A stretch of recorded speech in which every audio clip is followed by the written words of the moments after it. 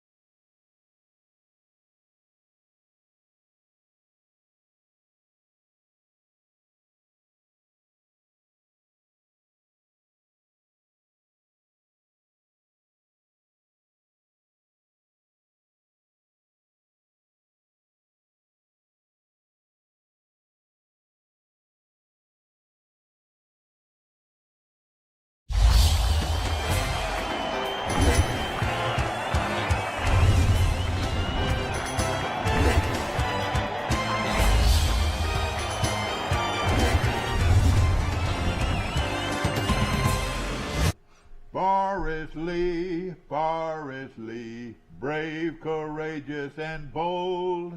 That's the song they're singing, ladies and gentlemen, in Troy, Alabama today as we start a Friday on Today in L.A. And my good friend Forrest Lee, the legendary linebacker from Goshen, Alabama.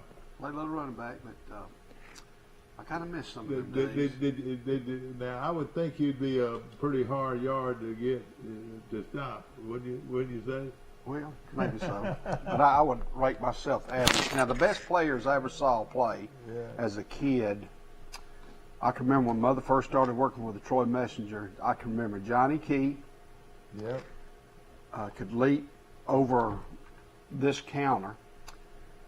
Ricky Johnson, Ward number 30. He was a freight train. He was he went to Vietnam with the Marine Corps.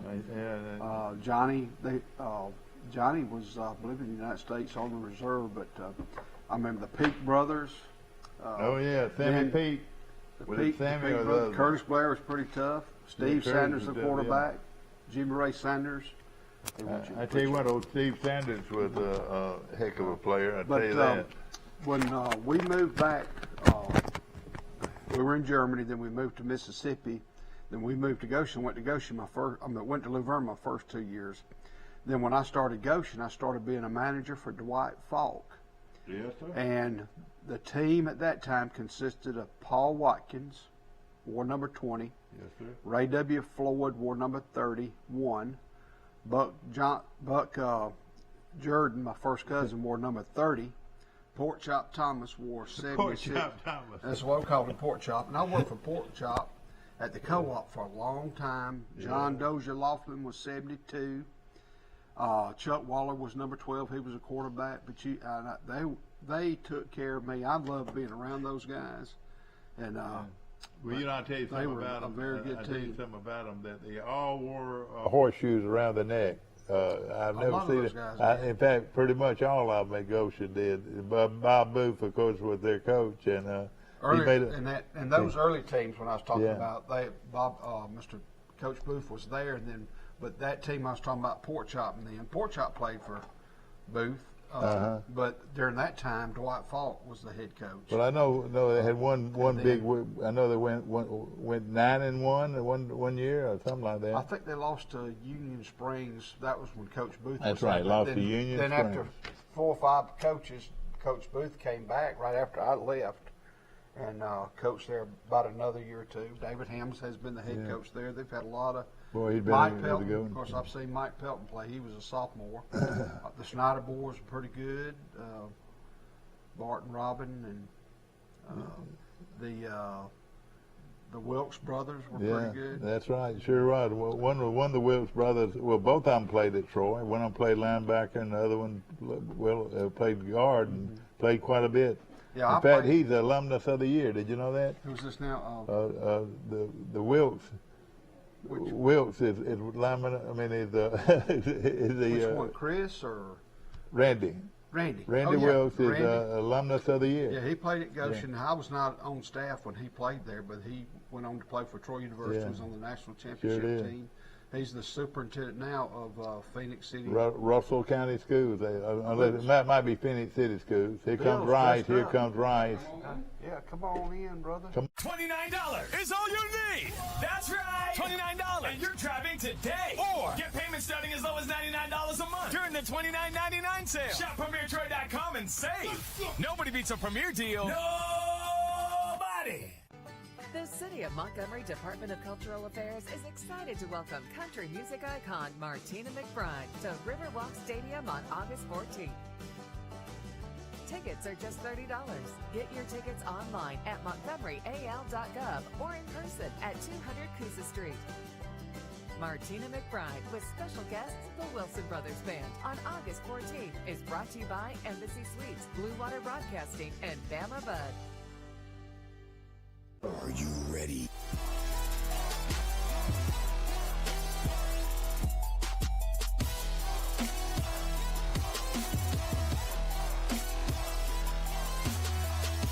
Starting August 20th. When it comes to surgery, precision is perfection. The very latest technology available ensures the best possible outcome. The Mako robotic arm-assisted surgery system is now available at Troy Regional Medical Center. Skilled orthopedic surgeon Dr. Robert L. Liljeberg and his team provide patients with faster recovery and better movement after a knee replacement surgery. When accuracy matters, you deserve the very best. Troy Regional Medical Center.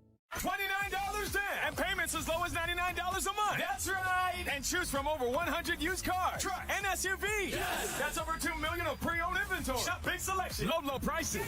Nobody beats a premier deal. Nobody. On July 31st.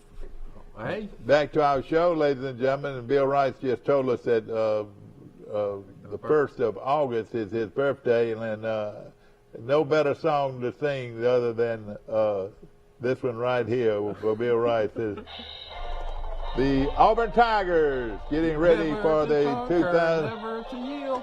War Eagle, fearless and blue. Fight on your orange and blue. Go, go, go. Roll to victory. Fly down the field. Hit 'em high, hit 'em low. Stand up and yell. Hey! War Eagle, win for Auburn. Pride of Dixieland. I mangled that. Ladies and gentlemen, no better person to play the Auburn fight song around than Bill Rice. Happy birthday, Bill. He'll be 2-16. No, I thought you said that. And look at all these Auburn fans calling in But real quick. I learned German in those years. Listen. Guten Morgen. Good morning. That freaks Michael out. We've got Mike Amos calling in from Drayton Beach, Florida. And how's it look down there, Mike? Can people go down there and feel good about not rained on? Yes, it's beautiful this week. Real pretty water. It's been sunny, not as much rain. It's been nice. It's just extremely hot, just like everywhere else. Yeah. But most of the summer here it's been cool because we've had showers just about every day. It's been amazing. Well, I love it. And I love it. It just feels like to me that it's just brought the temperature down on most days, although lately it has been very hot. Well, the now, index is between 105 and 112 every day around. Now, as we count, how many folks are actually starting to school, and when do they start? I believe they start the 4th, don't they, Bill? I think teachers got to go back next week. And then a lot of kids get back on the 10th and 11th, I believe. Yeah, so second week, probably call it the second week in August. Is that right? That they start? Yeah. I want to go back to my birthday. That we were talking about my birthday. Forrest was asking me my birthday, and I said August 1st. But I noted that I was born at about 1:25 in the morning, so I was an hour and 26 minutes from being born on July 31st. You know why that's significant? If I had been born an hour and 26 minutes earlier, I would have been too old to play Dixie Youth baseball. When I was 12 years old, that was the cutoff, August 1st. And so they would have kicked me up to Dixie Boys. And so I was the oldest person in that league. And that probably helped me make the tournament team. And our team ended up second in the state. But I wouldn't have been on that team if I'd been born an hour and 26 minutes earlier. In fact, you were a pitcher on that team, weren't you? Yeah. Of course, it's Friday. Thank goodness it's Friday. Andrew Shopley shot 8 under yesterday. He's leading the Olympics. 8 under 63. So he's now 11 under. Carlos Ortiz is 10 under. Roy McIlroy is 7 under. So Olympics have got 2 more rounds going in, I guess, later today. They'll start playing again. Well, how does it figure? Does it look like the United States got a chance or what? Well, I mean, you're trying to medal. So you're trying to get on the podium. You're trying to get a gold or silver or bronze. Yeah. After that, though, Mark Haw is 3 under, tied for 25th. Patrick Reese, 3 under, tied for 25th. And then Justin Thomas is having a horrible tournament. He is -1. And he's only played 17. Apparently, they had some bad weather over there, so some of these guys have got a couple more holes to play. Well, of course, it's Friday, and probably maybe 2 more weekends at the beach for these schools before they start. Yeah, that's my wife. I figured maybe this weekend and next, and then of course you got Labor Day coming up as well, though. So you'll kind of break. Talking about golf, Mike loans me this newspaper every day after the show, and for some reason last night I was bored and I was actually reading all the agate stats that they put on the sports page. And this week, this particular edition had all the golf stats, driving distance and scoring average, greens and regulations and stuff. So, I learned that, like, Bryson DeChambeau, not surprisingly, leads the PGA in driving distance at 320 yards. But what stunned me is they also included the LPGA stats. And there is a lady on the LPGA that averages 291 yards per drive. Man, that is something. I mean, who would have thought Yeah. that? She Yeah. leads by that. Wow. The LPGA by about 6 yards. Bryson leads the PGA by about 3 or 4 yards. But most of the top 10 of the ladies, they all averaged over 274 yards. Yeah. Auburn can be proud of their favorite young lady, Sunzi Lee, was won the individual in the and of course she is a Auburn signee. Can you believe that? From St. Paul, Minnesota. From St. 18 that years far old. away. Yeah. And It tells here how she. Yeah, it's a real touching story. Her dad was helping a neighbor cut down a limb for a party. It was up in a tree and fell, and it was now paralyzed for the rest of his life. So I'm extremely happy she won the gold medal, and I'm sure millions and millions of endorsements will come to hopefully help all that family as well. Now, she's an example of a NIL. lady that will profit from NIL. There's not many lady athletes who will, but she's going to probably be the top of the list. So there's a gymnast Well, from she LSU. can compete in Paris, too. She's only 18. Yeah. Of course, the Auburn clan out there that are jumping up and down for Sunzi Lee. She signed with Auburn back in in November and plans to attend the Auburn. She will actually go to school at Auburn this fall. Boy, she's going to be a big girl on campus. She's a native of St. Paul, Minnesota, and ready to go as an Auburn Tiger. I bet she. Don't you know that they'll recognize her before 87,000 this They year? better. Her She'll be parents there. were both born in Laos. But she was born in America. And the What do NBA. you think? What do you think about this? Did y'all talk about that Josh Freeman, a guy on Alabama's team, went the lottery last night? Went number 12 to the San Antonio Spurs. Now, Won the lottery? Went in the lottery of the NBA draft. Oh, the yeah, first- exactly. That's the first The 12 guy's pick. the youngest player in the draft, 18. I mean, he was a decent player for Alabama, but I didn't think phenomenal. Yeah. And this guy ends up going to number 12 pick overall. He's out of Canada. But pretty amazing that he went that high last night. right. I And saw that, yeah. Now, what was this NBA draft. the NBA draft? Okay. Alabama had another. The defensive stopper went early in the second round. Second, Herb Jones. Yeah, the player of the year. He I guess went John to said he Pelicans. didn't get drafted. I guess not, because it wasn't in the story. Yeah, Auburn had two. Sharif Cooper, he went 48th to the Atlanta Hawks. He's from Auburn University. And also J.T. Thor, he's 18 years old. He went to Auburn, and he was drafted by I don't know who he was drafted by, but he was drafted as well. You know, it's bad, though, if you go in the second round, there's no guaranteed contract, and Sharif Cooper left school early, and a lot of people thought he was a can't-miss first-round pick. His stock really went bad in the draft.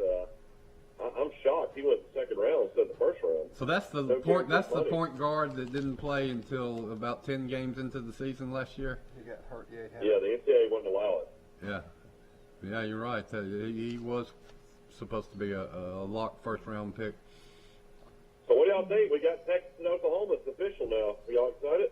I tell you what, don't wish for something that Be careful what you wish that's for. right. Be careful what you wish for, because Oklahoma and Texas is pretty good, especially Oklahoma. I've got them picked to win it all. Well, Bob Bowsley, the athletic director, the commissioner of the Big 12, he came out after this vote. He wants to hang on to Texas and Oklahoma for the next 4 years. He said, we still want them for the next 4 years until it's done, till it all happens. Yeah. Better save the money, ain't they? Bob, he wants them to still be in their I conference. think that between both of them, they got to come up with $150 million to buy themselves out of the conference. And for some reason, I think they're going to be able to come up with $150 million and do it. Well, But Auburn. that'll be a cash windfall for the Big 12. I mean, $150 million isn't nothing to sneeze at. All right, do we actually have the actual dates where these football teams will actually hit the field? When will Troy hit the field? Do y'all know? I know Alabama's hitting the field on Friday, August 6th. All right, August 6th. And I would think Troy is either, I'd say they report on Monday or Tuesday and hit the field on Wednesday, I think. so we'll not hit the field on Monday. Will it probably be, you said by Wednesday, or did you know? Well, you play on the 4th. I would imagine they'd probably start practice around the 4th. They had the big pep rally for all the Lady Trojan fans last night in the stadium, and boy, those girls really got after it. They put the helmets on and went after it. No, had a lot of fun though. It's what is that? Troy 101 or whatever. That's right, Troy 101. Who was it? Will that told us that if you win a gold medal, the American Olympic Committee gives you $25,000. So that gymnast was 37. I heard that's right. I heard it was 37. $37.5. So that young lady that's going to Auburn is at least got $37,500. Gonna have some spending money. How much do you think she's gonna get in endorsements? She'll be up through the roof. Yep. Michael Phelps is getting more endorsements this Olympics than any other athlete. He's gonna get it. Well, he deserves it. Does this mean that the girls will get a gold medal for every medal they win, and this girl could turn around and win 3 or 4 more? Does that mean she gets 37,000 every one? I guess so. She's already won an Olympic gold medal. Will they allow that? In your the aneurysm? What is it?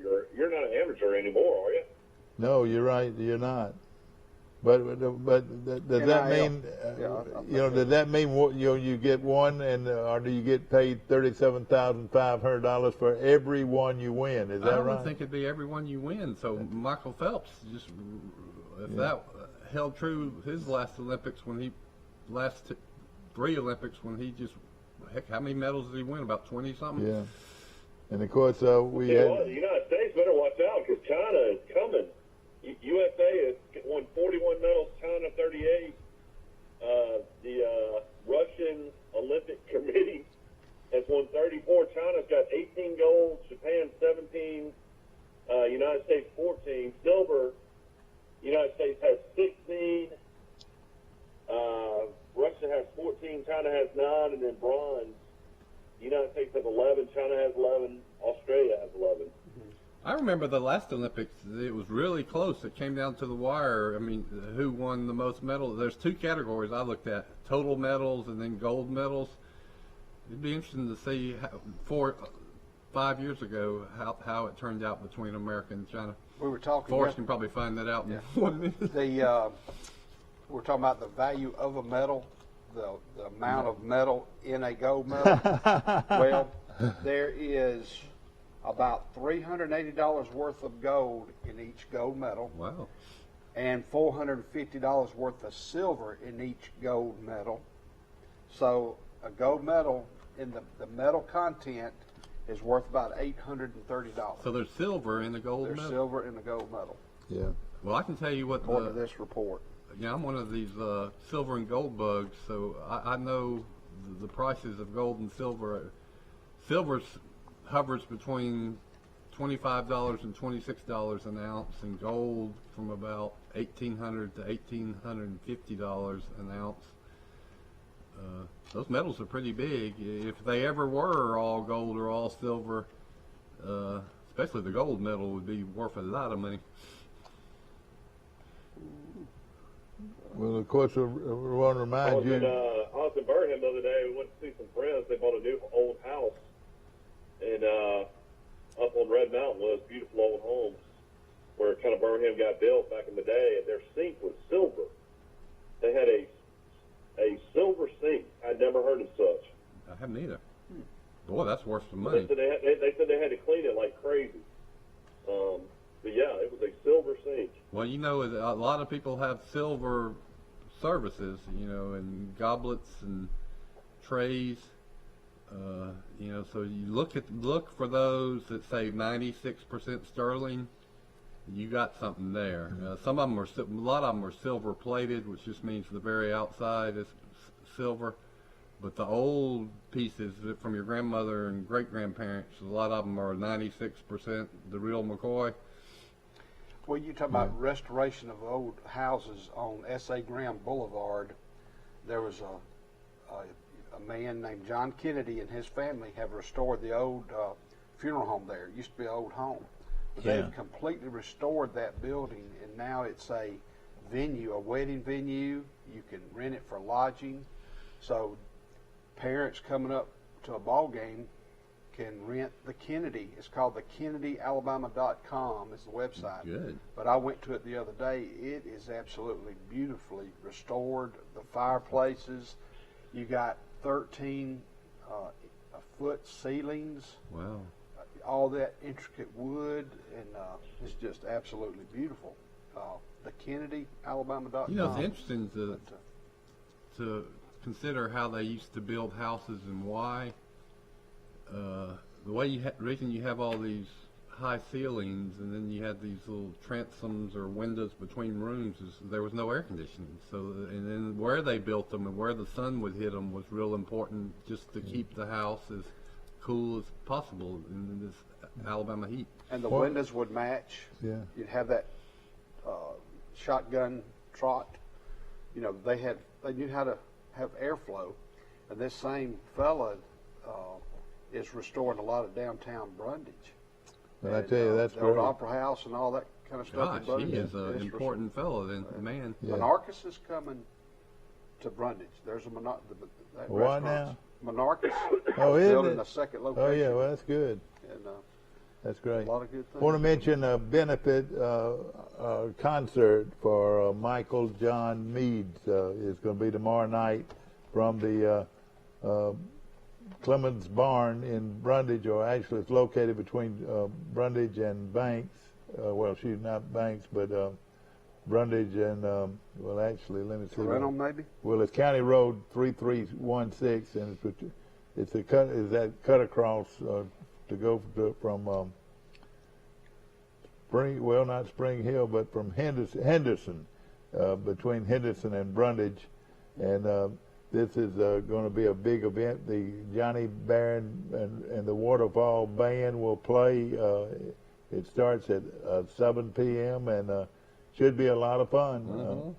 And it is to benefit this young man, Michael, who has Michael John Meads, who was injured in a four-wheel accident and trying to fight his way back. And again, this is if you'd like to give to this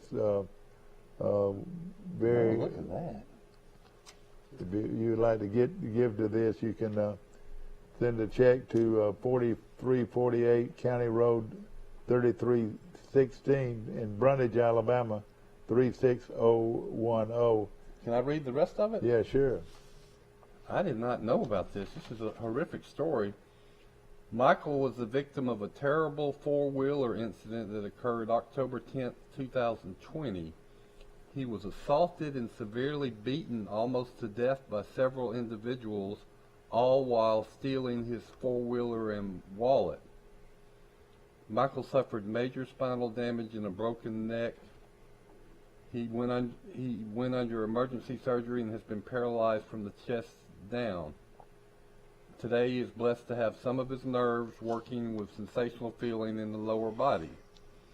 So he's got hope, and that with therapy they can get him more movement. And this barn is located, it's called Clemens Barn, and it's located between Henderson and Brundage, and you can, like if you take a right in Brundage, heading up to the Brundage Country Club, you keep going straight, and you'll ride by Clemens Barn. I've been to events there. It's really nice. It really is, and it goes for a very good cause. And well, let's tell us. You can contact Carrie Meads. That's right. At Carrie L. Meads. Carrie L. Meads, and her email address is KERI. That's Carrie with a KERIL Meads MEADS @yahoo.com.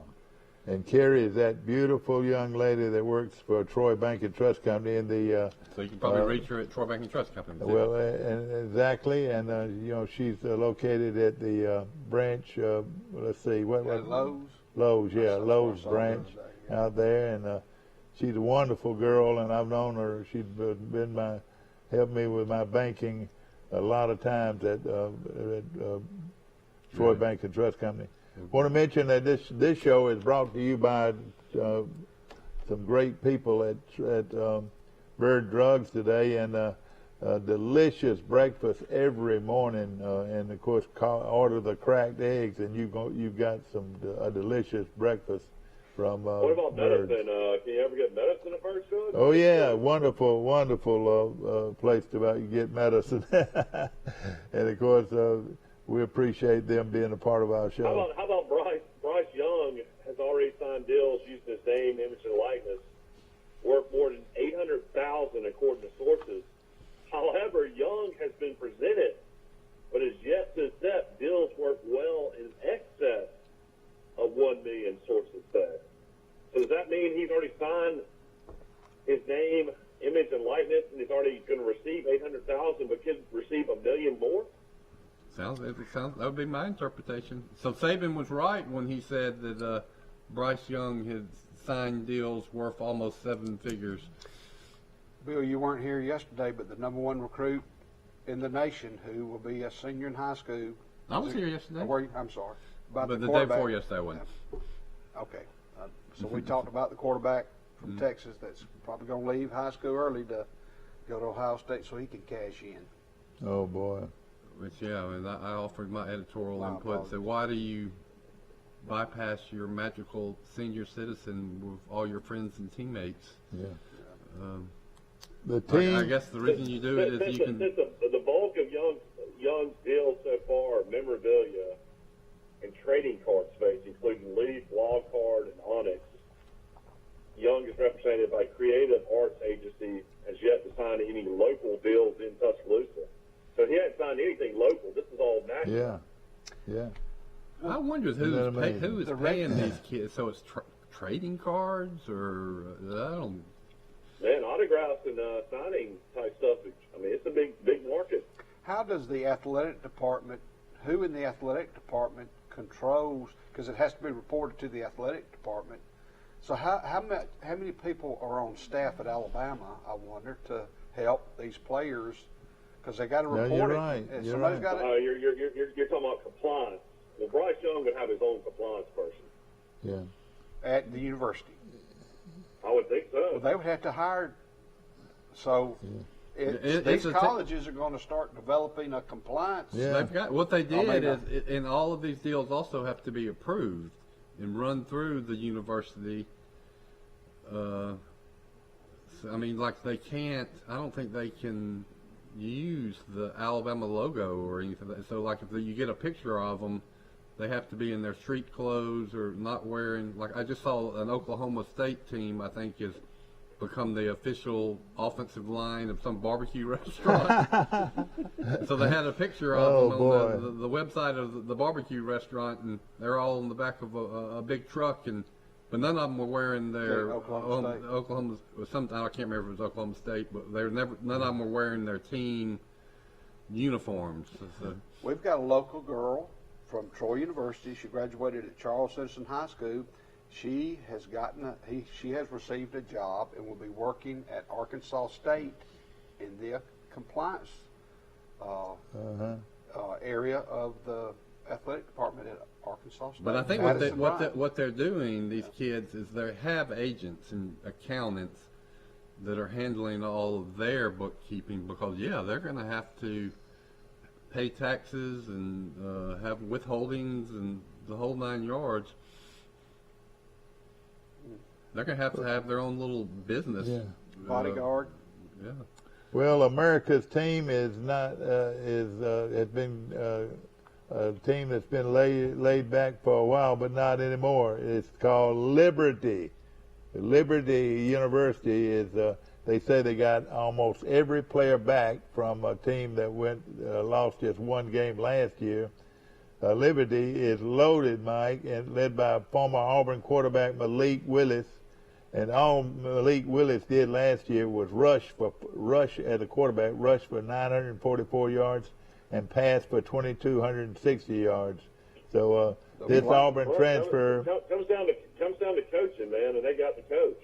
And you never would expect to get a Hugh Freeze. Let me ask you, don't you think coaching at Liberty? What did Auburn finish last year?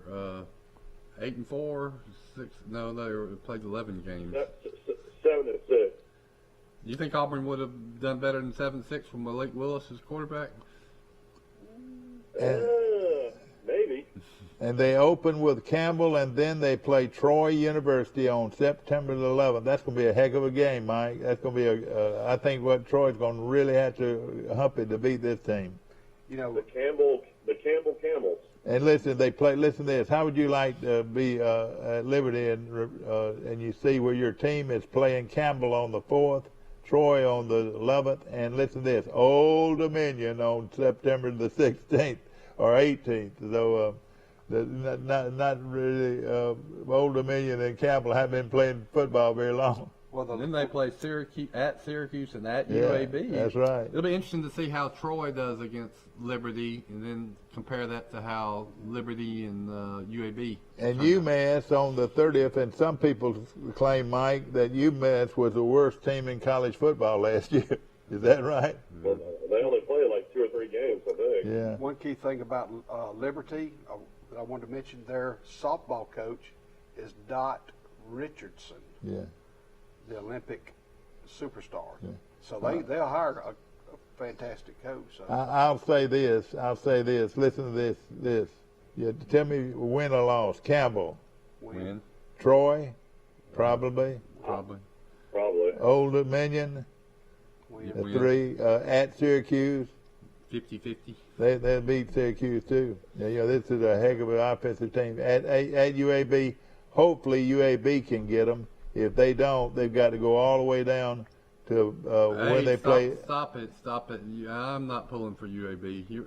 No, I'm not. And I'm saying that they. I took 4 or 5 classes at UAB. I'm a UAB. I'm saying they'll beat UAB too. They'll beat Middle Tennessee and at ULM and at North Texas. They play then Massachusetts, and then finally on November the 6th. They play at Ole Miss. Hopefully, Ole Miss can beat them, or they're going undefeated. This team from Liberty is going undefeated, unless Ole Miss can Ole knock them Miss out. game is going to get huge national attention. Oh yeah, Freeze rolling back. Hugh Freeze going back. That's to right. His old stomping grounds. And unless UAB, they're playing at UAB and maybe possibly at Syracuse. I don't think Syracuse is going to be any good. And they're loaded. You know where Syracuse plays football? Perry Dome. That's right. Yeah. That's named for who? The air conditioning company. Oh, right? yeah, exactly, yeah. Yeah, Dad claimed for years they didn't have an air conditioner. They don't have a... Everybody says they do now. Well, that's what I was getting ready to say, so I won't say it. Well, for years they didn't have it was not, the Carrier Dome was not air conditioned. They finally did. Yeah. Syracuse, I tell Jim you what, Brown, Dad, Floyd you got Little. chill bumps if you'd have watched Davis. the trailer for the Wishbone Boys yesterday. Terry Davis was interviewed several times in it. Well, that was good. Good. Forrest showed us a little of it. Of course, Terry Davis living in Ozark, Alabama. Where are we going to see it? I know they're going to show it the movie theater in Tuscaloosa, but where will you see it after that? Will some ESPN and SEC network ever pick it up? They're trying to get somebody to pick up the rights, I think, and be able to show it on. I would imagine it'll end up on the SEC network. But listen, I can remember this so well. Alabama's in a full wishbone set. That's John Forney. You do a very good John Forney. And the Alabama partisan across the way is going wild as the youngster from Goshen is being lifted up off the ground by Coach Paul Bryant. I don't know who that'd be. We found out a lot Ben Beard. Forrest Lee almost went in the transfer portal yesterday. Yeah. A lot of people were interested in that. Well, how did that work? Nobody recruited me to get in the transfer portal when I was a high school athlete. Yeah. Well, Elba's got a superstar. I kept on waiting for the call from Pi Little R's, but it never happened for me. Yeah. Hey, Elba has a standout running back, linebacker. Christelle Caldwell has committed to South Alabama over Troy, Army, Georgia State, and Washington State. He's 6'2", 220-pound running back, linebacker. So the standout from Elba, Christelle Caldwell. That would be a good is one going for to South Troy. Alabama. 6'2". But one thing about it, though, How does Troy lose that guy? yeah, I don't know. His comments were, I committed because the coaching staff, I felt like I could trust them and they had a vision in me. And also, it was a home-type feeling. Yeah. That's the reason he went to South Alabama. You know something that so we many need people. to give him a name, image, and likeness deal here in Troy and change his mind. You know What something. about Kelly Food? I mean, Yeah. Benny Keith. I mean, Kelly. Dorsey Trailers. Listen to this. Talking about Alabama and John Forney.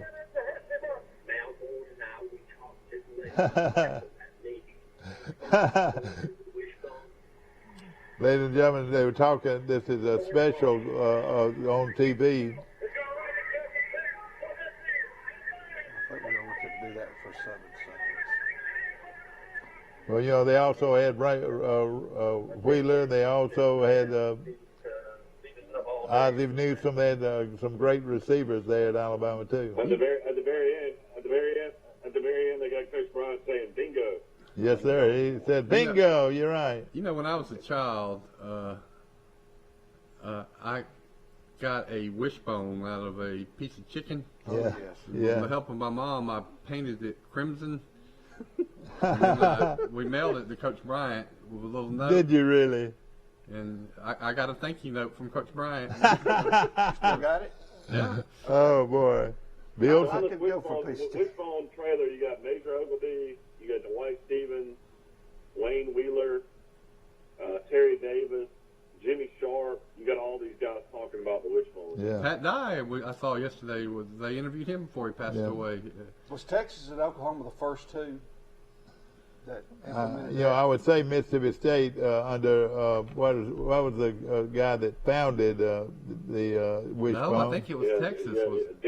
Darryl Royal was at Mississippi State, but I think he learned it from another guy. Yeah, that's right. And I'm I trying to remember I his name. think they started it first at Texas, but then Emory Ballard later Emory went to Mississippi State. Yeah, that's I don't right. ever remember Mississippi State running the wishbone. Emory Ballard, exactly. He's the founder of the wishbone, or at least given credit. And then, of course, he shared it with his buddy Darryl Royal at Who Texas. shared it with Coach Bryant. Coach Bryant sent all his staff, or the Texas staff came to Tuscaloosa for a week and huddled up and taught the Alabama coaches the wishbone.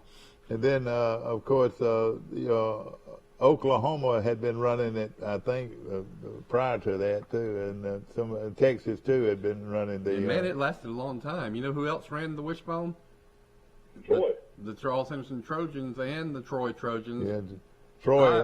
Believe it or not, for two or three years, I was a wishbone quarterback. So I can tell you everything you want to know about the wishbone. Well, I'll tell you this. We ran the wishbone back when I was in high school.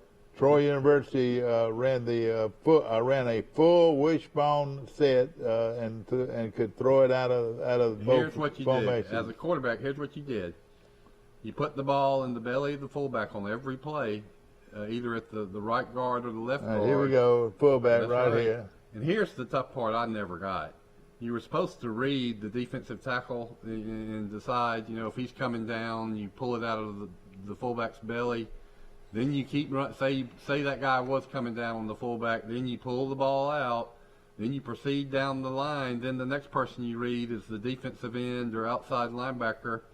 If he takes you, you pitch it to the tailback. If he runs out to the tailback, then you cut it up in that little seam and get what yards you can. But most of the time, sometimes Coach Jeffcoat would call the real triple option, and you made all those reads. Sometimes it was predetermined that you were going to give it to the fullback or not.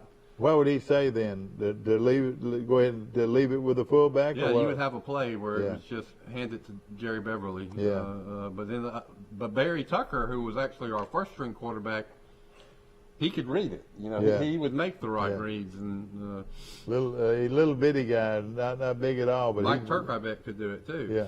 Well, you call that offense at Troy was a full wishbone, but it was a no huddle wishbone. They didn't go in a huddle; they ran a no huddle wishbone, and they won 2 national championships with that offense. Charles Simpson won in one state 1984 and 87. Won national championships with a quarterback named Mike Turk, who was to my knowledge, to me, or in my opinion, the best wishbone quarterback ever. He could do it all. He could run that wishbone, and very rarely did he ever get hit. And he was a diminutive guy for a college athlete, but when he did pass, he was a good passer too. Sure, and the ball they used was a big Tracy Ham guy towards Southern. Yeah, he was pretty good. He was pretty good, Tracy Ham. Yeah. All right, let's name some of the wishbone quarterbacks. You had Rutledge's, Geary, and the greatest at Oklahoma was Jamel Holloway. He's one of my favorites. Oh, he was great, and he threw it out like a wash rag. What the wishbone did in the passing game, you had to cover everybody man to man, and you just run the ball, and then sometimes you put it in that fullback's belly, go about 3 steps down the line, and then you drop back 3 steps. Yeah. And usually that receiver is wide open. And so when you hit a pass play, it was a big pass play. Yeah. And Air Force had a guy one year that I really liked. I can't remember his name, but Air Force has had some really good wishbone quarterbacks. Yeah. Barry Tucker could also. He was about smaller than Mike Turk. That's right, he was. But when he passed it, and Coach Jeffcoat called that passing play, it went for big yards. Most of the time, the receiver was wide open. Barry would put the ball on the money. Yeah, exactly right. Of course, looking at some of those wishbone quarterbacks, Gary Rutledge and Jeff Rutledge and Richard Todd, Jack O'Rear, Coley. Yeah, Coley. Yeah, that's right. Then you went to, later on down the road, you had Walter Lewis. Yeah, the first Stedman one. Shealy. That's right. Stedman Shealy was a great one. Don Jacobs. Don Jacobs, you're right. We all know Don. Yeah, that's right. Yeah, played wishbone quarterback. He was a great wishbone quarterback. He, like Stedman Shealy, he hurt his knee, and he before he hurt his knee, he was, almost as good as runner as Stedman. Of course, that was a long list of it. Now, the first one was the young man who later on lived in Ozark, Alabama, Terry Davis, and he was the first wishbone quarterback from Bogalusa, Louisiana. Terry Davis. Yeah, and I think he was just going to be a down the depth chart if they That's right. if they stayed with the old. Before that, they were running this passing offense. Oh yeah, wide open passing. You're right. Scott Hunter. Scott Hunter, you're right. I couldn't see Scott Hunter running the wishbone. I don't think he was fast enough. But Coach Bryant had wishbone quarterbacks that really were not suited to me. But they were the top quarterbacks in the state, and they could throw it. Jeff Rutledge could throw it. Alabama passed more out of the wishbone than Oklahoma and other teams, and did a good job because they had Jeff Rutledge and Richard Todd. Then they had those great fullbacks that ran with a wishbone. Like Johnny Davis from Montgomery. Davis was wonderful. He was a great Calvin Culliver. That's right. Billy Jackson. Yeah, Billy Jackson Steve from Phoenix City. Whitman. Whitman from Birmingham. See, I can name them, but that's the Right. most important player in the wishbone. But So it was at Charles Henderson. It was Buddy Austin, and then they moved Jerry Beverly from tailback to fullback because the fullback would get the ball 23 times, 25 times a game. Or of course, the running back, the great running back was Musso, and he played just in the wishbone 1 year, and I think he gained over 1,000 yards. He was a great running back. But he had a blocking back named Randy Billingsley. You remember that guy? yeah. And boy, what a great running back and blocking back in the wishbone. Bo Jackson was a wishbone That's running right. back for I think 2 years, and then because of Bo Jackson, they went to the I formation. And you know what? It took them. You're exactly right. And no telling how many yards Bo Jackson would have made if they had gone with the wishbone sooner. The I, you mean? Yeah, or with the eye. Excuse me, Where with you the eye. just pitch it, turn around and pitch it to him. Yeah, and you could pitch it to him, but because most cases you line up in the wishbone, you got you're up as a left halfback and a right halfback. And you know which direction you're you going to know run. you know which back exactly. You know that they're going to go to the right unless they ran a counter. If you're the left tailback, you are going to get the ball on the option play Exactly to the right. right. Unless they ran a counter, what they Which call a did counter, sometimes, you know, crossbuck. yeah. Would you rather have Bo Jackson or Herschel Walker at 18 years old? Boy, that would be I'd probably have Bo Jackson. that's hard to say. I'll take Herschel. Both of them were 18 great years. blacks. Herschel got took so many hits, and man, they gave it to him 40 times a game. But when he was probably the best he ever was when he was 18. Yeah, of course, he was the running backs were excellent at Alabama and at Auburn, and like you said, when they finally wised up and put Bo in the I formation, then he was tough.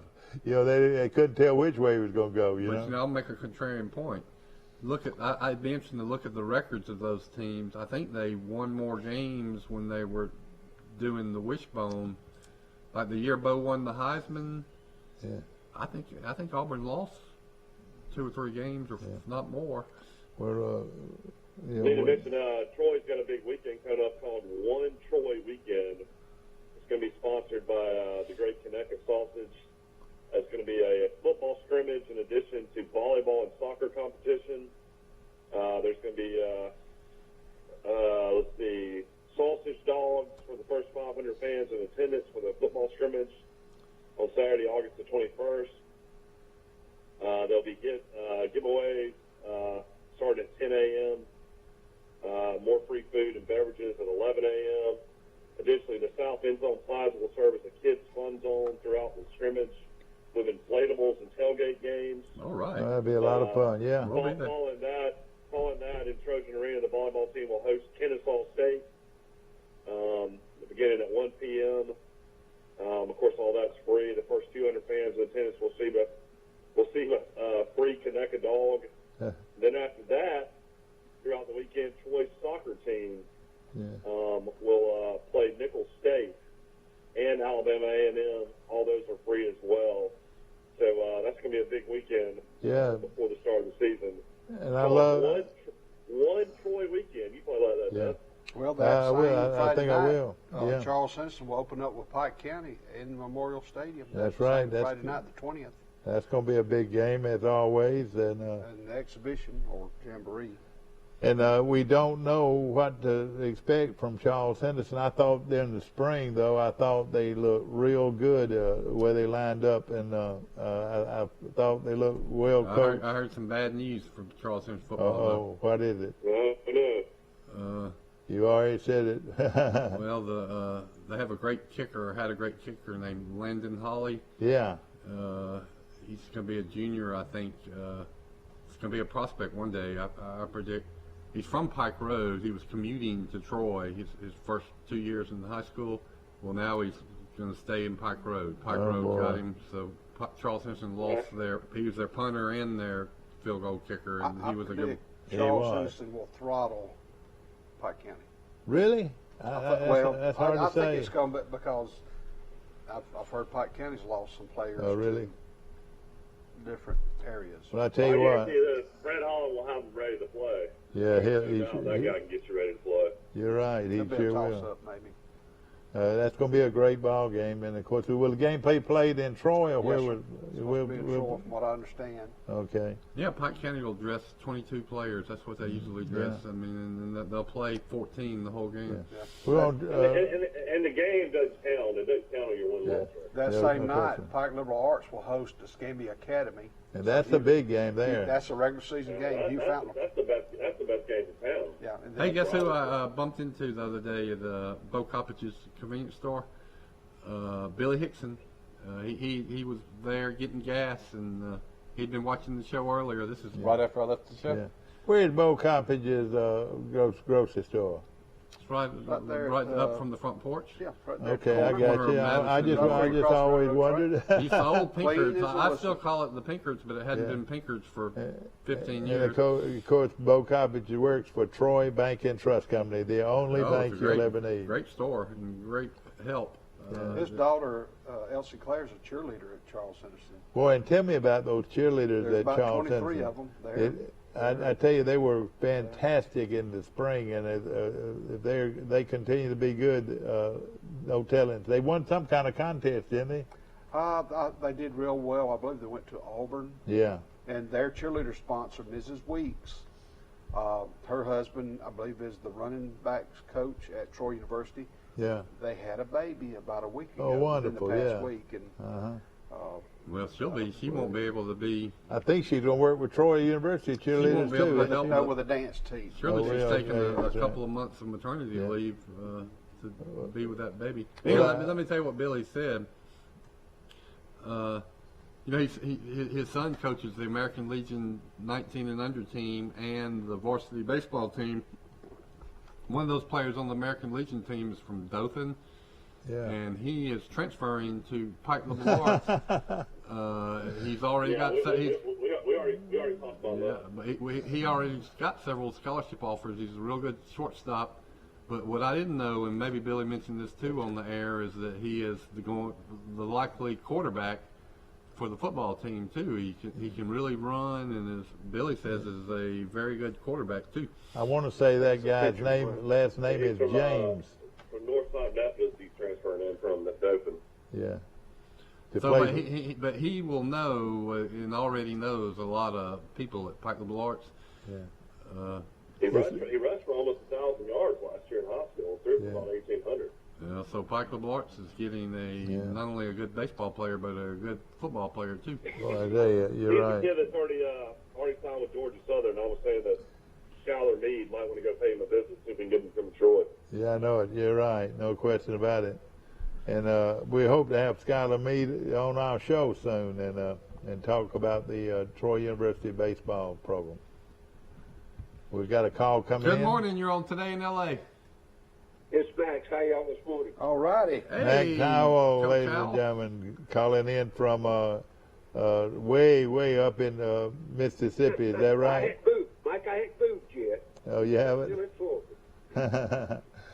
That is- Max, we got very sad news out of Tallahassee. I know you think a lot of Coach Bowden. Yeah. We're all praying for him. Of course, it came out that he has pancreatic cancer and will not be with us much longer. But what was your experience coaching with Coach Bowden at Florida State? Well, that's, of course, that's been kind of a topic of conversation since that was released a little over a week ago. I talked to several of his friends. I did not try to make the trip. I sent condolences to his family, obviously. I think going all the way back, I was on that staff in 87, 88. That was his beginning years at Florida State with, 14 consecutive years in the top 5. We opened up the season, number 1 in the country in 88, lost that first ball game. And the thing that I take away from being involved with that program, in particular Coach Bowden, is the consistency of it. Same thing every day.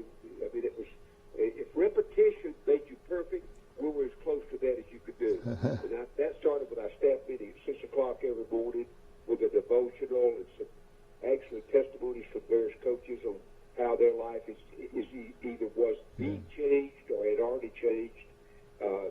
Bobby Bowden was a national treasure somebody in their industry when it comes to a working experience. No question about it. You know, I thank the good Lord for an opportunity to spend almost 2 complete years with him. Yeah. I stayed in touch through the years. Numerous times I'd call him to on the moment to have him come on a radio show I was doing, particularly when I was in Atlanta. He never hesitated. He'd give you 10 or 15 minutes of his time, regardless of where he was. Yeah, that was great. Those were the things that certainly enhanced my career, particularly in the media and a market like Atlanta, Georgia. Yeah. So, yeah, I can't say enough. I think he's completely at rest with what his, you know, where his soul will be. He knows what life has meant to him, but I think he realizes how many people he touched through the years. But sad situation on the surface here, but a guy that lived his life probably as close to what's expected of him as anybody I've ever known. Yeah, well, that is great. Well, that's well stated. Very well stated. And again, all of our prayers are with the Bowden family as he fights cancer. And hopefully, we were lucky in Troy that he and his family and son spent so much time here with their summer football camp. Yeah, exactly right. That was a lot of fun. A lot of fun. Max Howell is our guest, ladies and gentlemen, one of the leading sports analysts in the country. And we start looking at this. I'm going to throw this out. You know who we started our conversation out with, at least I did. Well, the Flames of Liberty Baptist. Hey, your buddy's got everybody back, he says. Well, you know I've never taken one thing away from him about his coaching ability. Yeah. I was always been very complimentary of that. But now, you know, you can't just have that one phase of a job and or a life. You have to be a complete package. And he was a little short in character in a lot of things, I think. You know, and I'd like to think he's, you know, cleaned that up and corrected that. All of us, you know, have had things in our past we certainly like to work on and try to move forward with. I certainly hope he has. But he's done a remarkable job up there. Even with his name Mike floating around everywhere the last couple of years, it'd be foolish to try to take another job, in my opinion. But again, he makes $3 million a year. He's going to win in that league every year because academically they get those kids in, and they can keep them in. And you know, I mean, look at his quarterback situation. The kid transferred from Auburn. Oh yeah. The kid's going to be probably a first-team All-American this year. Yeah. And he'll get an NFL pro offer somewhere. Where he makes or not, we don't know. But they'll do well. They'll do well, and he'll do well there. And again, I look at it now, and at the stage that he is in his career, certainly hoping he's cleaned his. If I had to look at a program, though, I tell you what, if I'm looking at a program, I think the first place I go is to Liberty, because how in the world did this Baptist college in Virginia build a top-notch, top 25 team like overnight? They're not in a conference, Dad. They can get anybody they want to at school. But guys, all you got to do is go back to 1968, look at what Troy did. Oh yeah, you're right. We built that. Oh yeah. Transfers. Hey, Mike, go back and check. You're a statistician. Go back and look at the win-loss record up until 1967. Oh yeah. For example, and then compare it to what happened from 67 to 71. That's right. When y'all first got here, and I want to say in 66, I want to say. Well, right. The whole staff got there in 66. Some of us got there in 65. Yeah. But the whole staff was completed in 66. But then I left in 71. There were more wins on the books than it was in the last 20 years at Troy. Oh, yeah. You know, the more I think about it, Billy Atkins is one of the most influential people in Troy history. That's right. No doubt. I mean, he made Troy a sports winner that people paid attention to, and eventually that affected Troy's brand throughout the country when we eventually got to this Division I status. Wouldn't have happened if Billy Atkins I had. don't think there's any doubt about that, but I'm going to go a step further. The guy that had the vision was Ralph Adams. Okay, yeah. I'm going to tell you, don't ever take away from that. Dr. Ralph Adams is chancellor for that university. His political connections with the Wallace administration in the state of Alabama, that combination Yeah, you're during that right. time. It's such a fun time to be at Troy, especially, you had the great football program. You went 5-5, 8-2, and then 10-1 or 11-1 in a national championship. That's what you did in 3 years. But a lot of people don't realize the next year you were 10-1 or 9-1, and you didn't even go to the playoffs. So I don't know what. Well, Mike, if Al had to go down with the dig, we'd have won it again. Exactly right. The youngster from Troy, Alabama, a quarterback that came behind Sam Bird. Al Head, what a nice guy too. Yeah.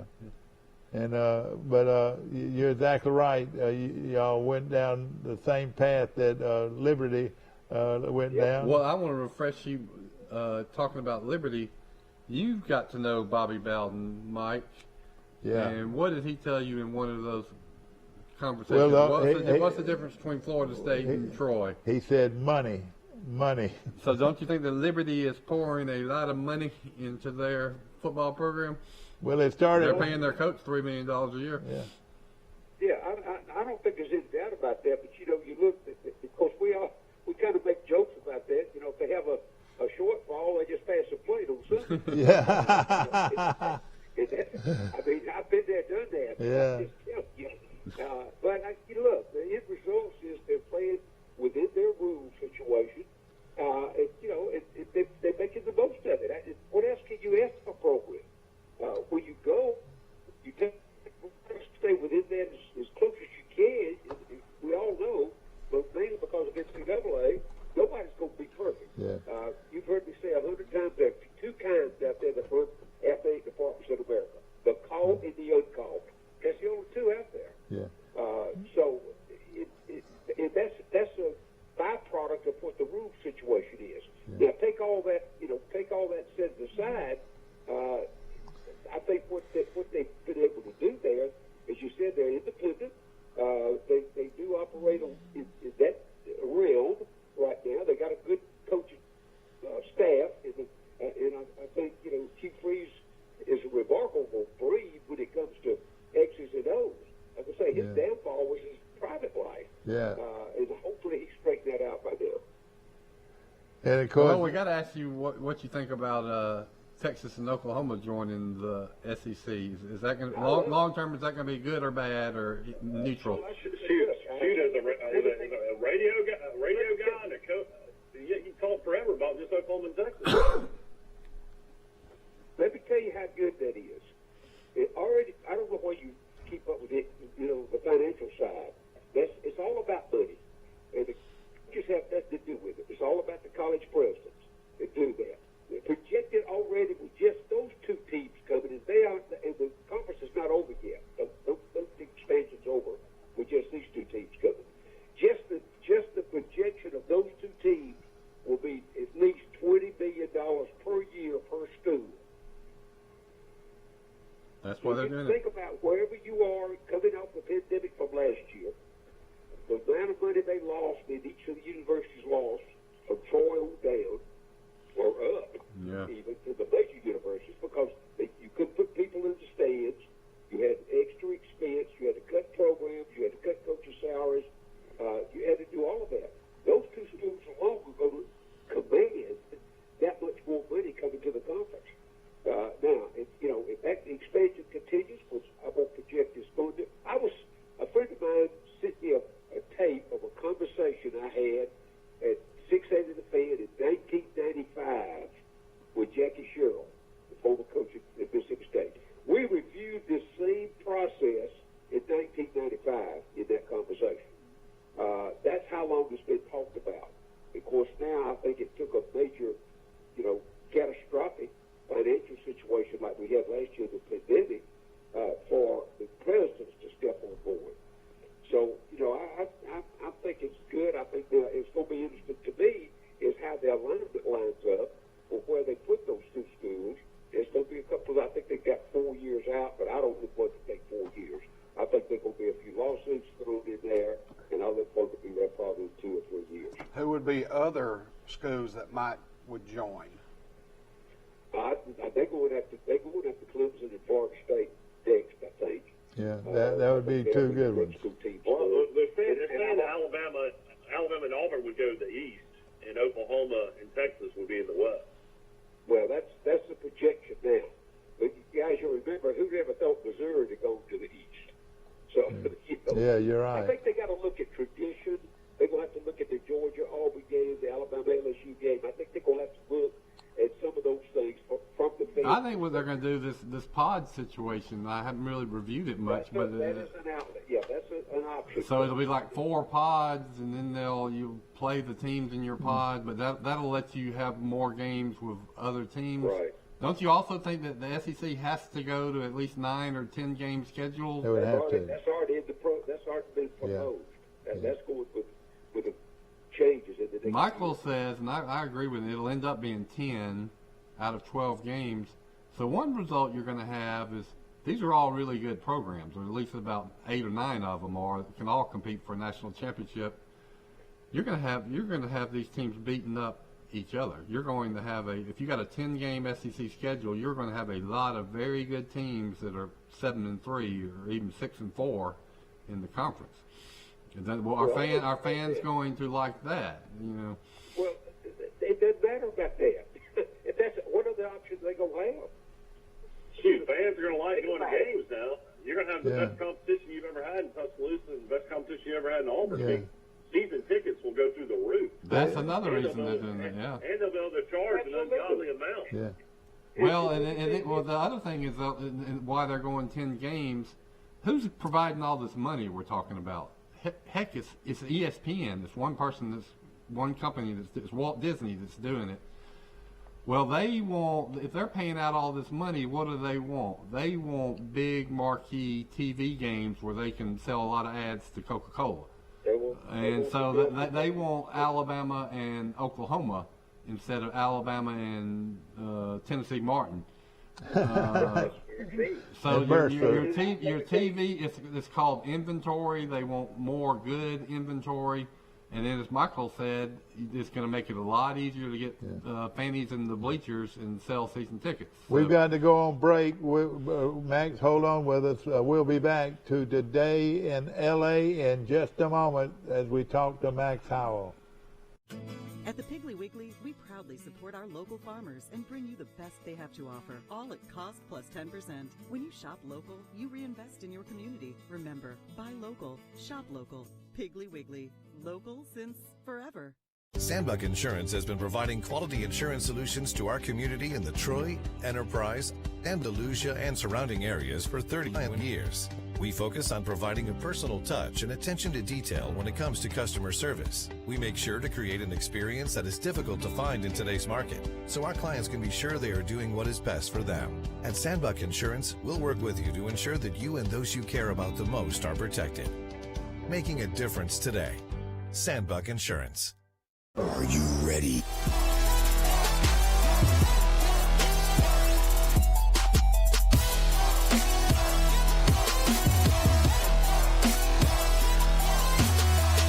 Starting August 20th. The City of Montgomery Department of Cultural Affairs is excited to welcome country music icon Martina McBride to Riverwalk Stadium on August 14th. Tickets are just $30. Get your tickets online at montgomeryal.gov or in person at 200 Coosa Street. Martina McBride with special guests the Wilson Brothers Band on August 14th is brought to you by Embassy Suites, Blue Water Broadcasting, and Bama Bud. At the Piggly Wiggly, we proudly support our local farmers and bring you the best they have to offer, all at cost plus 10%. When you shop local, you reinvest in your community. Remember, buy local, shop local. Piggly Wiggly, local since forever. $29 is all you need. That's right. $29 and you're driving today. Or get payments starting as low as $99 a month during the $29.99 sale. Shop PremierTroy.com and save. Nobody beats a Premier deal. Nobody. Yeah. Back to our show, ladies and gentlemen, brought back to our All right, back to our show, ladies and gentlemen, brought to you by Bill Jackson Chevrolet, Bill Jackson Ford in Troy, with a great selection of Chevrolet cars and trucks and Ford cars and trucks to choose from. Of course, we want to mention our good friends at Troy Bank and Trust Company, the only bank you'll ever need. and also one of the great local banks, Troy Regional Medical Center, located right here in Troy, and is an excellent hospital, and we appreciate them very much. I want to go back to something and get Max's comments. I thought a lot about this realignment like y'all have. The money, follow the money is what everybody's right. That's what you do. So we know it makes economic sense for the SEC. I mean, they're going to make a lot more money. So ESPN and Walt Disney Company are going to be paying out that money. So they must be thinking they're going to make a lot of money, right? Sure, no doubt about it. Well, they are. All they do is update this up because if you're on it, Nielsen is the rating system that TVs used to be Arbitron for radio and Nielsen for TV, but Nielsen bought Arbitron, so it's one unit now. And when they throw the numbers out, that dictates the price of advertising. That's why they can get $30 million a spot. That's right. Well, they're going to get more goods revenue games by putting them on TV, but they're also going to. ESPN wants to do what? They want subscribers. They want people to keep paying for their service. And cable company, what does this do when you have all these great teams that you're televising? That makes people either more likely to subscribe or, just as importantly, less likely to cut the cord and get rid of cable. Like if you're a college football fan and you want to watch all these great games, you got to have ESPN. And so I think what ESPN is really doing, they're not big in the NFL. I think they just got one NFL game that they show on one night. They are banking on what? The passionate college football fan. They are going to get those passionate college football fans, and it's going to really probably save and enhance their company. So I think that's the big picture thinking from the Walt Disney perspective. Yeah, let me throw you another little wrinkle in there. What's the Longhorn Network going to do? I don't know. It's going to roll into the SEC network. I would imagine they would have to join the SEC network. I don't think they'd let them have. They're going to be SEC. Dum dum dum dum dum dum dum dum dum dum. All of the live long day. I tell you what, that's going to be an amazing experience for A&M and Texas playing into football. How many years has it been since they played? Well, I mean, that brings back the biggest rivalry in Texas. Well, you go back to what I just said. I mean, when Texas and Texas A&M start playing again, man, that's going to be high-rating, must-watch TV. Can you imagine the ticket to that game? Mm-hmm. As far as hatred for each other, that's the closest thing to Alabama and Auburn, isn't it, Max? Oklahoma, Texas and Texas A&M will be. I mean, that'll be a gut wrencher, won't it? Cecil Hurt had a great column on that topic. And of course, within the conference, I love what Steve Spurrier said. He was asked about that. He said, he didn't know what the big row is. It's Texas A&M getting with the Big 12. Yeah. About that. Yeah, exactly.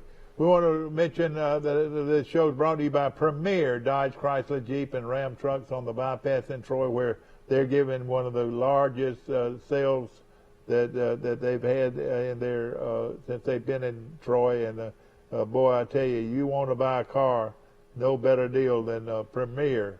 And like he says, nobody beats a Premier deal. Max Howell is our guest, and keep up the good work, Max. I'm sure we'll be talking Texas, Oklahoma, and Alabama, Auburn, and Florida, Tennessee, a lot this year.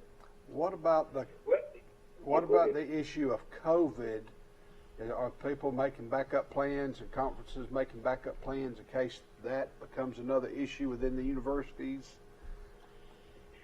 I'm sure they are. I'm sure, obviously, with the surge now, that's popped back up in certain areas around the country, particularly in Alabama and Mississippi, with the numbers up. Again, I'm going to be interested to see how that's handled from the university level. I think all of them kind of tiptoeing around on, like on eggshells, trying to figure out, how they're going to do that opening ball game. Those numbers, I think Alabama and Mississippi both are averaging 1,500 a day in new cases now. But that's largely represents those people that refuse to get a vaccination. You know, I'll be interested to see how that. And that's my choice, and I understand that. I really believe that if you don't have the vaccines, you don't play. I really mean that. I really believe, because we have got to corral this situation, or we won't have football. Well, here's the assumption y'all are making, that vaccine, no Delta variant surge. That's not supported by the evidence. Where did this Delta variant surge begin, or haven't we been hearing about it for 3 months? In what country? United Kingdom, and in India. You know what? 75% of the population of the United Kingdom is fully vaccinated. About 90% when you get over the age of 55. Well, their cases have quadrupled and went up 23 times in England in the last 3 months. So, the variant surge happened among a population that is basically everybody's been vaccinated. So, you know, logically, the vaccination has not prevented the surge. Yeah, but it's 90% of the people don't have the virus, don't have the shot. People that are vaccinated can get the virus and have no symptoms. But Be asymptomatic, so that's how it gets spread, because nobody knows they have it. Well, the experts gave us bogus information. I've written a column about that. They said you can't get if you have the vaccine, you can't spread the virus. That's obviously not true. If they said if you have the vaccine, you're not going to get sick, you're going to have an asymptomatic case, that definitely isn't true. There's a lot of people that are getting symptomatic sick cases. So anyway, my point is that it is going to be the association is vaccine no surge, no vaccine surge, but the data in India, UK, I told y'all yesterday about it in California.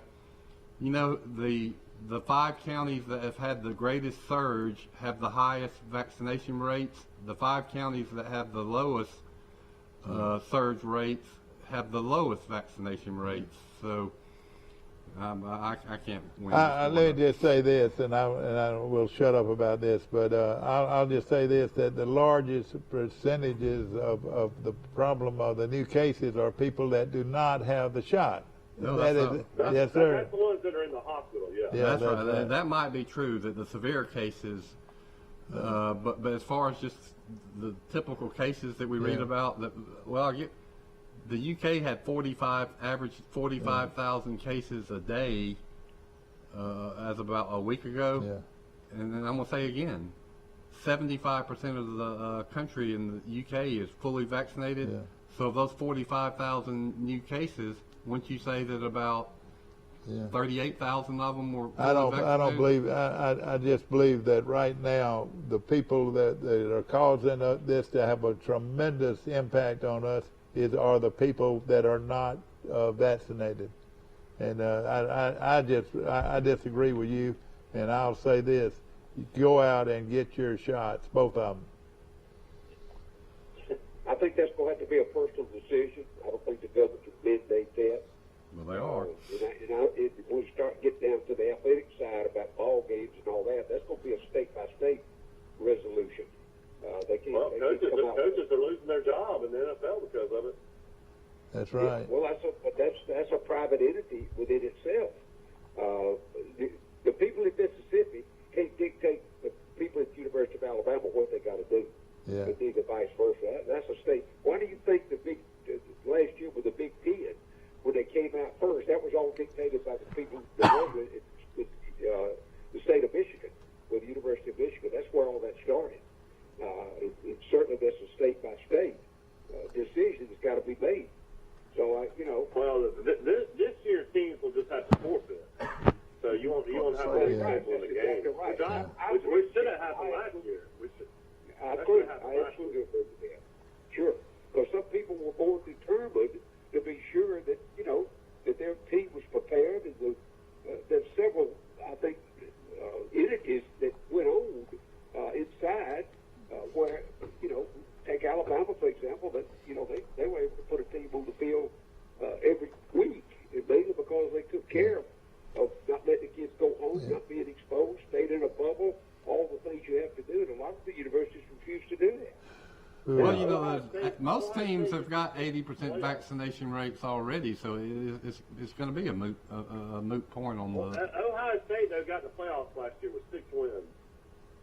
Yeah, I mean, they never. Right. I mean, they didn't have to play. They didn't have to play near the amount of games all they'll play. It's crazy. Right. Yeah. You know, when Troy lost when Troy was not able to play some games because other schools had COVID, well, that could have affected Troy's chance to get into a Louisiana playoff. Monroe. Law Monroe was. Yeah, they said, hey, we can give up. And we go to a bowl game, So you know. Could have gone to the bowl. You know, I'll make this point though that you say that you forfeit all these games because you have COVID. That's actually what happened. You would have a few players that would test positive for COVID, and then these protocols kicked in that affected 15 players that didn't have COVID, but they had close contact with, so they were uninfected players. But the SEC said, no, you can't play. You got to sit out for 14 days. But they also, Bill, they said a minimum. Mississippi State played 2 ball games with 50 people on the roster, not 75. Yeah. Oh, but I mean, I just don't see how you could, when you got 80% of most teams being vaccinated, and then the vaccinated players don't even have to get tested anymore. Yeah. Yeah. So, I mean, you're not going to have these protocols kicking in and disqualifying these 25 players like they did last year. It might disqualify 10 players, but that will still leave you plenty of players to make that 50-player minimum. Sure. Well, it seemed like these grown men wouldn't be afraid of a shot. It's all boiling down to a bunch of young men, not or older men or older women. Don't be afraid of a shot. They're worried about the side effects. They're worried about what could happen. It's not a lot of percentage against that side I'm going to effect. give you one on that. Have you heard of myocarditis and pericarditis? It's a heart inflammation. It can be fatal. According to a study from the Israeli Ministry of Health, 1 in 3,000 to 1 in 6,000 young males, that's who it affects, have developed myocarditis since getting fully vaccinated. Think about that. 1 in 3,000 out of 1 in 6,000, that's a pretty high percentage. Now you compare that to the death rate for young males, which I just did in the story. In the UK, among people under 18, you know how many deaths there's been in the entire country? 25, which if you divide that into 12 million young people, the odds of death for a young person in the UK are 1 in 2 million. 1 in 2 million. So what you're saying on myocarditis is, people are saying, well, you got to get COVID, or if you got to get this vaccine, you're going to die from COVID. The answer would be, well, heck, I got a 1 in 2 million. I got a 1 in 2 million chance. I'll take my chances. But then you're saying you're going to give me a 1 in 3,000 chance of getting myocarditis. Yeah. Where if I didn't have the vaccine, I would probably have a 1 in a million chance of getting myocarditis. So the irony is, they might watch it. I will make a prediction. There are going to be all these young people getting vaccinated, young males playing sports with a heart condition. Some of them are going to die. Yeah. And so and now those deaths are going to be on somebody's conscience. Oh God. They are. Yeah. I doubt it too. Well, this is July 29th. Y'all remember, I hope it doesn't happen, but in the next couple of months, as more and more young people get vaccinated, the odds, you just play 1 in 3,000. Some of those, I mean, I've looked it up, folks. These people are getting put in intensive care. They're being hospitalized. Eventually, some of them are going to die. And so you say, well, it's only 2 or 3 of them that died of myocarditis. Well, how many athletes have died of COVID? Zero, a big fat zero in 18 months. All right, so you say you are, and let's don't even talk about it anymore, but you are totally against the shot. For young totally people, against it. Young, healthy people. I mean, how about for you? Me, it would be something to consider. I haven't got it, but I would say for people that are 50 and older and that have pre-existing medical conditions, get the shot. But for young, healthy teenagers and 20-year-olds, You're afraid of the shot. You're afraid of that. I'm afraid somebody's gonna get of something. my child might get myocarditis or Okay. and that. Are you not? Yeah, what is the percentages of that now? You 1 in said? 3,000 people. Are you not afraid to put them in the car and let them drive in the highway? Well, About How many people get killed every day on that? yeah. well, the odds are of getting myocarditis are 1 in 3,000. The odds that your child is going to die in a car crash in the given year is a lot higher than 1 in 3,000. Those are numbers you're getting out of. Those are numbers you're getting out of Europe. Bring us the numbers you're getting out of U.S. That's right. I'll give you some right. I'll give you some right now. Yeah. There's The problem is now everybody that's got the vaccine can still get COVID. So when you have the COVID, you have COVID and you've had the vaccine. What does that mean for you? You have a chance to get heart disease and you have a chance to die, or what? I don't know. well. Here's the point. That there was no myocarditis they called it enhanced risk. There was no enhanced risk from COVID proper, but there is an enhanced risk from the vaccine. The studies I've seen said that your risk go up 5 to 30 times of getting myocarditis. Now I mentioned myocarditis. That's just one side effect. There's many other. But getting back to your point about America.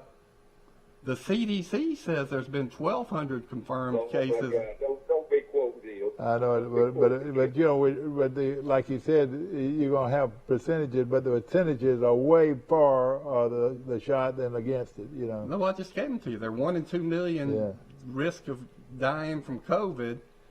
They're 1 in 3,000 that you're going to get. That's pretty good percentage. One in 1 in 2 million is 0.00001%. Yeah. 1 in 3,000 is 0.33. All right. What's on the menu? What are we? That is just basic statistical analysis and that I learned in statistics. And this from is Troy Bill University. Rice. This is Bill Rice's. A lot of these things. He's researched and all that. I'm not saying that.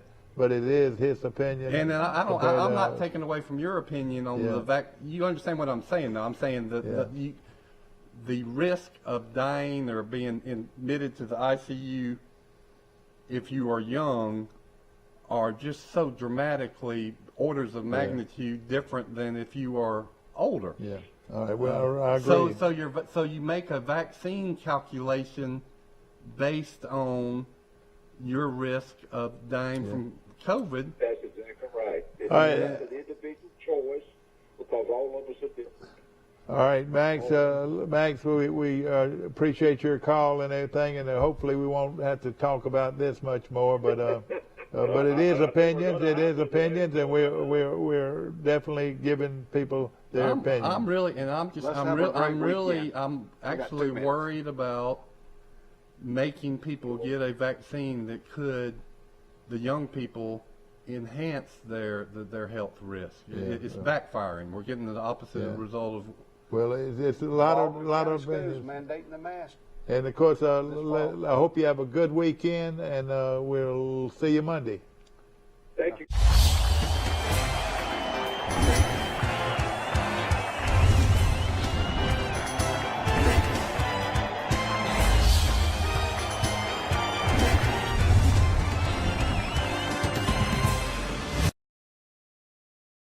$29 is all you need.